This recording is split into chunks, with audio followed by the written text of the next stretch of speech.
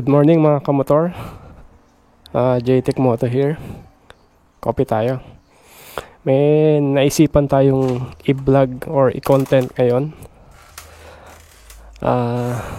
I-discuss. Kasi remember nyo yung bumaksak ako dahil sa pulse neutral. Flashback. Dali. End of flashback. So yan, i-discuss natin. So yan yung ating Ninja 400. Gaano ba kadelikado itong pulse neutral, no? So talagang na-experience ko yan. Semplang talaga ako dito. Baksak talaga, no? Buti na lang na-save ako nitong ating slider. Flashback. Ito yung tumukod. Ayan, kung papansin nyo siya, no? May bakas pa rin siya ng gas-gas dahil ng pagkabaksak ko. Ayan. So, talaga ang laki ng tulong niyan mga guys kasi hindi nawarak tong pairing ko, no? Ayan. So, i-discuss natin guys itong pulse neutral in details. So, bago yan, intro muna tayo.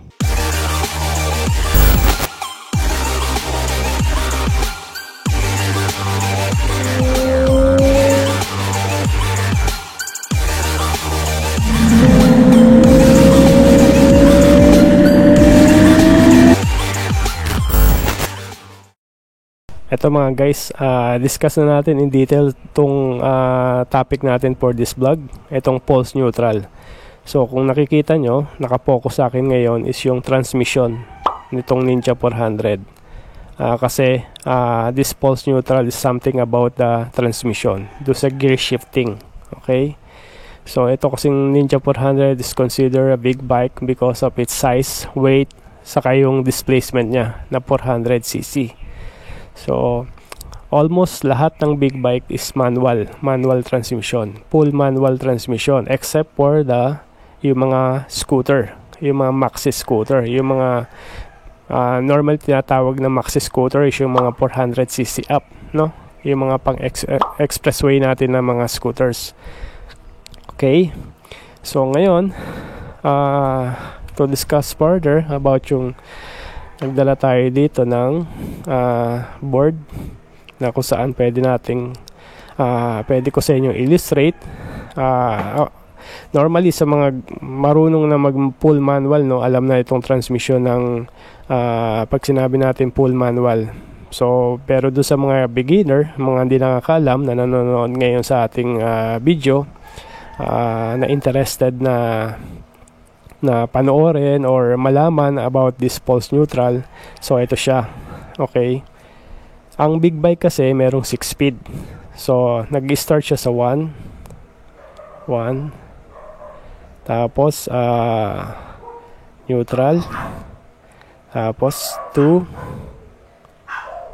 3, 4, 5.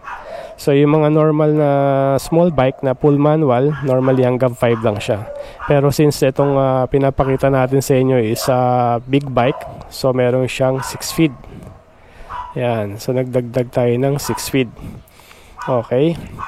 Yan. Ano ba itong pulse neutral mga guys? So ito, normally kasi pagka nag-neutral ka from gear 1, pag nag-neutral ka dapat pumasok siya dito. Pero hindi siya nangyayaring pumasok dyan. Instead, nangyayari, pumapasok siya dito in between. So, yan. So, delikado yan mga guys. Kasi dahil pag bitaw mo ng clutch at full stop, pwedeng kumadyot yung motor mo. So, ganun na nangyari sa akin. Kasi, normally kasi yung mga big bike, di ba, malalaki siya. So, malaki. Ang nangyari, pag malaki siya, tapos medyo bitin yung height mo, kasi I'm 5'6", pero medyo tiptoe ko. Anong nangyari? Pagkadyot niya, so umangat yung pa ako. Tapos na out of balance ako. Medyo nag-lean backward ako. And then, yun. Pag angat ng pa ako, na out of balance, bumaksak yung motor. Muntik na maipit yung pa ako. So, yun yung delikado mga guys. So, kaya dinidiscuss natin ito. Ngayon, tuturo ko sa inyo kung paano ba yun may iwasan. So, ano ba yung remedy dun. Kasi yung pulse neutral, so hindi naman always nangyayari yan. Pero baka matsyempuhan kayo. Kasi like ako, natsyempuhan ako. No? Kasi makikita nyo mga guys sa indicator ng motor, naka-neutral siya. Talagang naka-N talaga siya doon. N talaga. Pero bakit, ang tanong is bakit kumadyot yung motor? Flashback. Naka-neutral naman eh. Kumadyot eh. End of flashback. Sa problem talaga sa ating mga manual na motor, no? So, paano ba yun natin maiwasan? So, ito papakita ko sa inyo mga guys. Ito mga guys, pakita ko sa inyo kung paano natin maiwasan yung pulse neutral. Okay? Ang intention natin is naka-gear 1 tayo, tumatakbo yung motor. Kunyari, hindi na natin papatakbuhin dahil maingay, no? Baka hindi ka nang marinig yung audio natin. From gear 1, tapos ang intention natin is magsiswitch tayo sa neutral. Okay? Kasi nag-full stop tayo, no? So, ang tendency, pag naka-gear 1 ka, dapat full press ka sa clutch. Yan, naka-full press ako sa clutch. Tapos, switch ako ng gear. Okay? Nag-neutral ako. So, wag mo kagad bibitawan itong clutch. Kailangan at least, allow at least 2 seconds delay sa pagbitaw ng clutch. So, upon neutral. Okay? Kasi nangyari sa akin mga guys, pagka neutral ko, bitaw kagad ako. Kasi nagpalit na yung gear, yan no, yung gear indicator na yan to N, no? Medyo mabilis yung pagbitaw ko.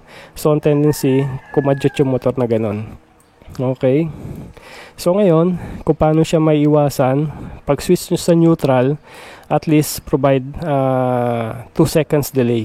So, parang switch, 1, 2, okay. Release. So, wag kagad kayo magre-release ng clutch. So, isa pang way para ma-prevent nyo yung pag-sudden move or kadyot ng motor, no? Para sure lang. So, naka-press kayo ng clutch. Tapos, 1, 2, bitaw. Naka-press kayo sa brake. Ito kasi yung brake eh, no? Front brake yung bine-brake nito, no? Yung front wheel nyo. Okay? So, before nyo to ibitawan, tong clutch, to my left side, dapat itong brake nyo, naka-full press kayo. Yan. So, yan na ngayon yung guys, yung ginagawa ko para to prevent yung nangyari sa akin na pagbaksak, no? Yan yung nakikita nyo ngayon sa video. Ito mga guys, gagawin nyo to for healthier bones. Kasi dahil nga pwede kang mabagok dito pagka lalo na maipit yung buto mo. Buti na lang mga guys yung pagbaksak ko, no, hindi kumatang yung yung binti ko because of this slider. Kasi kung makikita nyo yung slider na yan, very useful kasi nga ito yung tumukod nandito yung legs ko. So, ito yung tumukod. So, hindi siya naipit. Okay? So, yan. Pagka bumili kayo ng motor, pakabit kayo kaganyan. Very important. Tested. So, hindi nawarak yung buto ko. Itong pairing na to, still intact. Hindi nasira. So, still smooth. Pati ito.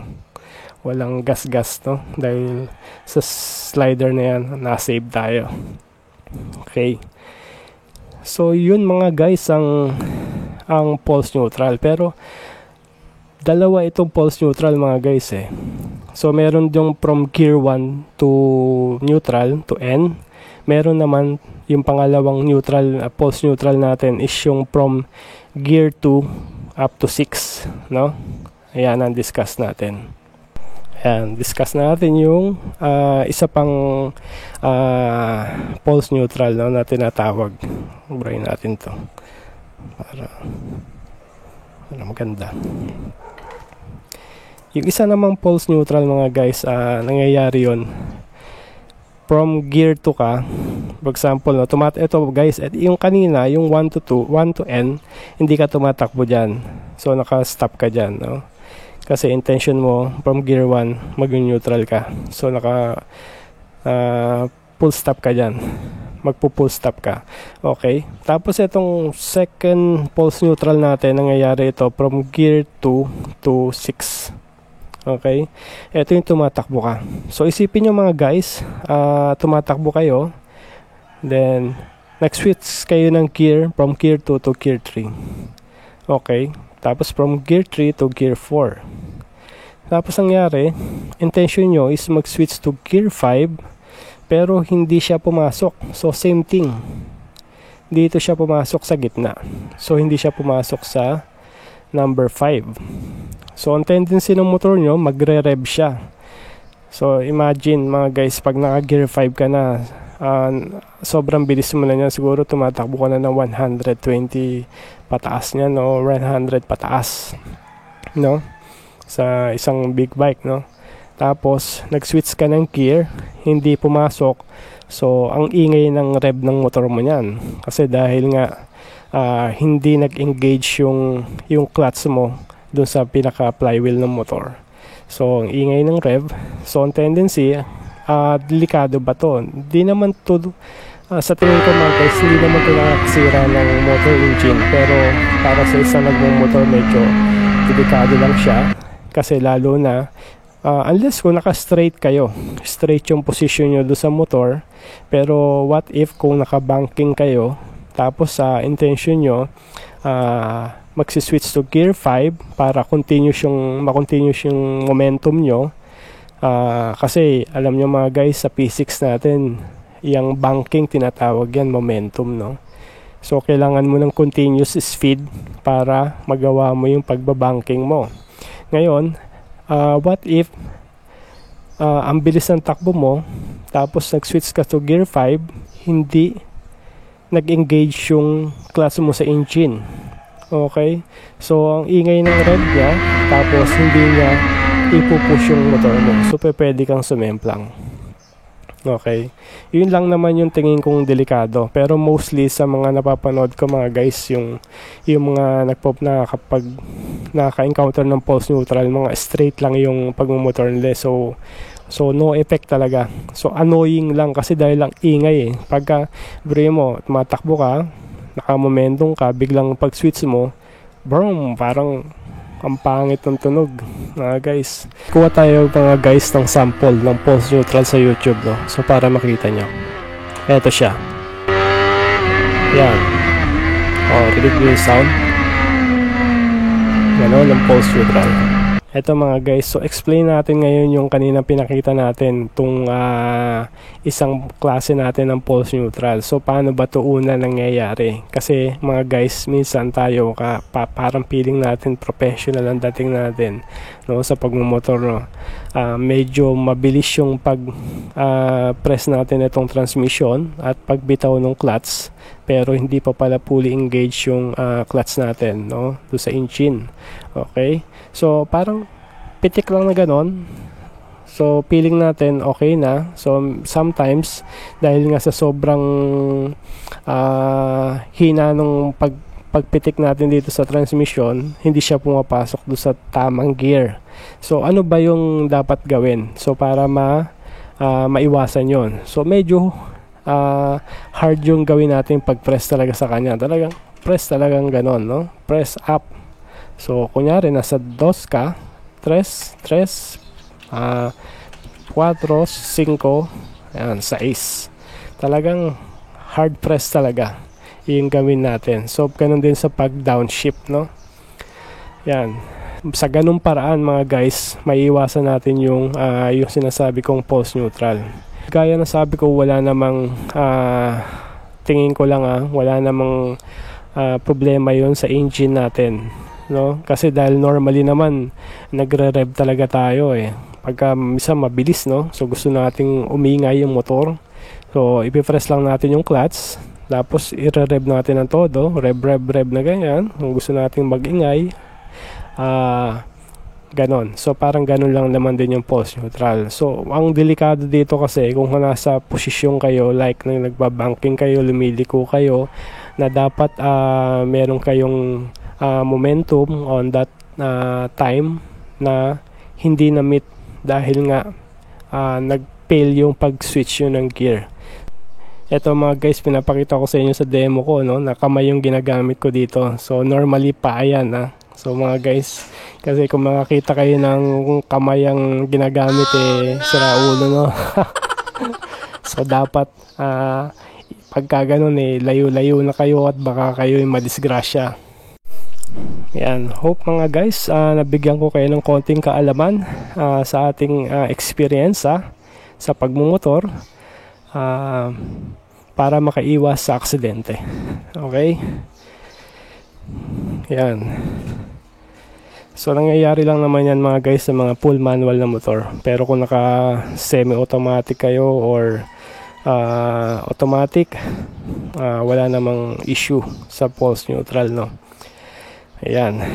So hope mga guys, nagustuhan nyo itong ating video at share ko sa inyo yung ating experience sa pagmumotor, yung naging problema ko na sana wag mangyari sa iba, no.